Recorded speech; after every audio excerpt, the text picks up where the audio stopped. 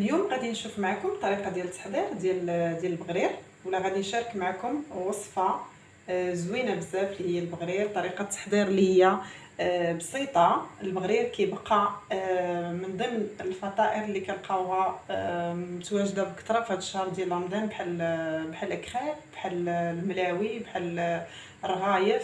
البغرير حتى هو كيجي ضمن هاد الفطائر اللي يمكن لينا نوجدوه خاصه في شهر رمضان. يعني كنوجدوه على طول العام، غير هو في رمضان كيكون متواجد بكثره.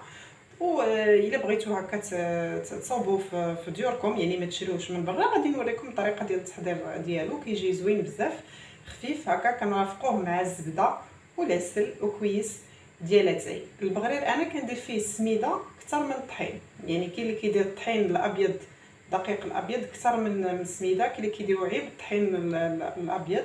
انا كندير السميده غالبه على الطحين، علاش؟ باش يجيني شويه حرش. دونك في المقادير خديت هنايا 3 الكيسان دائما بالعبار ديال الكاس ديال العنبه، 3 الكيسان ديال السميده رقيقه اللي كنصاوبوا بها الحرشه. عندي 3 ديال الكيسان، وخديت نص كاس فقط ديال الطحين الابيض، ديال الدقيق الابيض، نص كاس. انا تنبغي ندير السميده اكثر من الطحين باش يجيني حرش.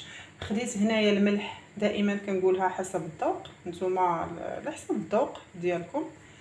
غادي نضيف معلقه ديال الخميره ديال الخبز، معلقه ما عمراش لان الحال سخون شويه، دونك ما نكثروش الخميره باش ما يجيناش هكا حامض.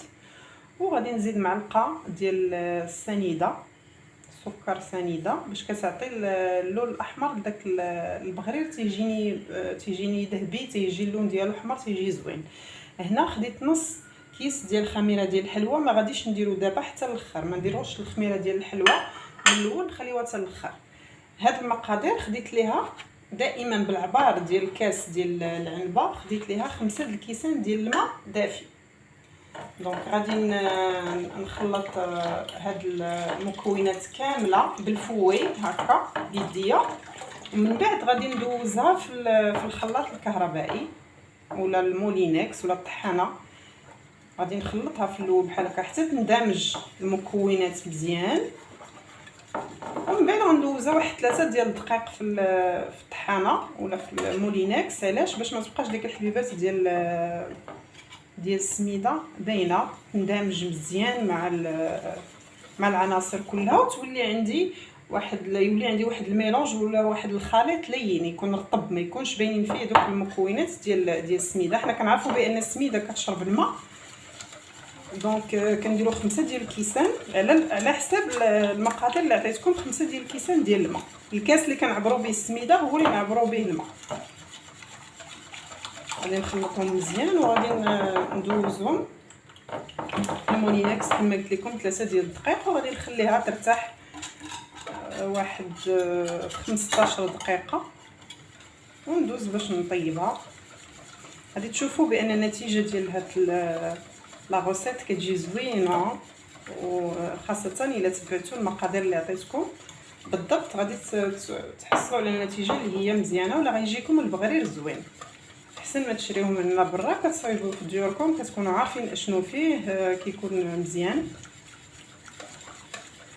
ويبقى كتحسوا براسكم درتوا شي حاجه في البيوت ديالكم، صاوبتوها بيديكم، صافي لا ديفيرونس، ماشي بحال الا خديتوها من على برا. دونك لا تيكستور هانتوما كيكون جاري، يعني كيخصو يجي بحال هكا. انا غندوز باش نخدمو 3 ديال الدقائق اخرى في المولينكس. كيجي بحال هكا، خصو يجي بحال هكا، يجي جاري. دونك انا دوزتو هكا، نتوما كتشوفوا ولات عجينه لينه، ما بقاوش باينين دوك الحبيبات ديال السميده، ولكن كيجي حرش. يعني البغرير ما كيجيش هكا كيتلصق، ما كتجيش ديك العجينه ديال الطحين الابيض باينه، كيكون حرش، يعني تيكون واقف. دابا غادي نزيد داك النص الباكيه ديال الخميره ديال الحلوى، نص ديال ساشي، غادي نخلطها. غادي نغطيه هكا بشي زيف ولا بشي طورشون، نخليه واحد 15 دقيقه، ندوز باش نطيبو. بيان سور المقله ديال البغرير خصها تكون خاصه بالبغرير باش ينجح معنا البغرير، يعني ما كنطيبوش فيها شي حاجه واحده اخرى، كتكون خاصه بالبغرير. نحركو مزيان حتى كتدخل ليا ديك الخميره ديال الحلوه اللي درت مع العناصر الاخرى. ها هو من دابا كيبان داير دوك التقيبات ولا دوك الفقاعات. صافي غادي نغطيها بمنديل نخليها ترتاح قبل ما ندوز نطيبها. كترافقوها هكا كيف ما قلت لكم، شويه ديال الزبده وشويه ديال العسل دايب ورغيفات صغار علاش لا، كويس ديال اتاي كيجي زوين بزاف.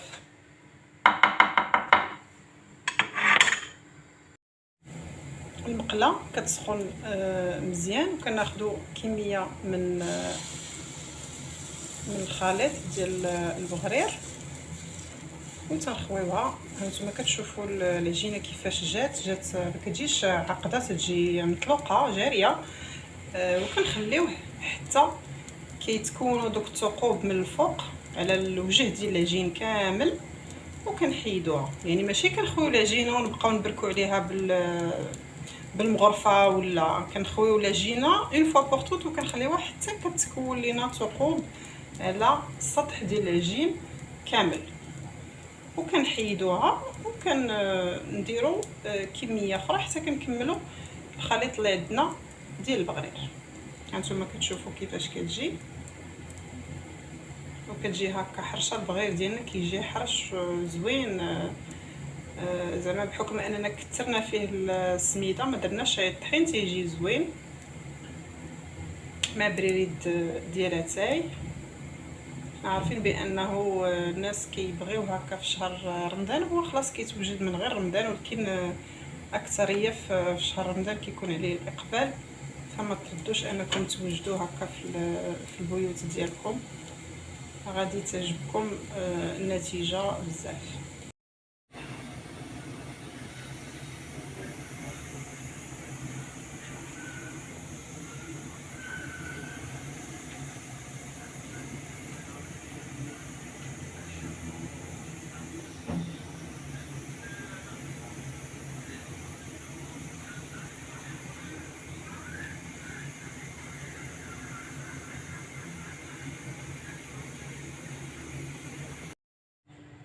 الشكل ديال البغرير ديالنا من بعد ما وجد كيجي بحال هكا.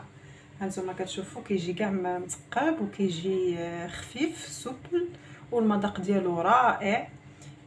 كيف ما قلت لكم تنرافقوه بشويه ديال الزبده وديال العسل. انا ذوبت هنايا شويه ديال الزبده والعسل، تيعجبني يكون مدهون هكا بالزبده والعسل. ولا ما كدهنوش هكا كتخليو يعني الزبده والعسل دو كوتي اللي بغاها كيزيدها. انا تيعجبني بحال هكا تنرافقوه مع كويس ديال اتاي كيجي رائع، تيجي زوين هكا. نتمنى ان الاقتراح ديال اليوم يكون عجبكم وانكم تجربوه كذلك. وبالنسبه للناس اللي اول مره كيدخلوا عندي القناه ما تردوش انكم تدخلوا عندي وتفعلوا الزر ديال الجرس باش توصلوا بكل جديد، وتشتركوا في القناه بيان سور الى عجبكم المحتوى كنقدموه هكا مع كويس ديال اتاي. نتلاقاو ان شاء الله في اقتراح اخر، الى اللقاء.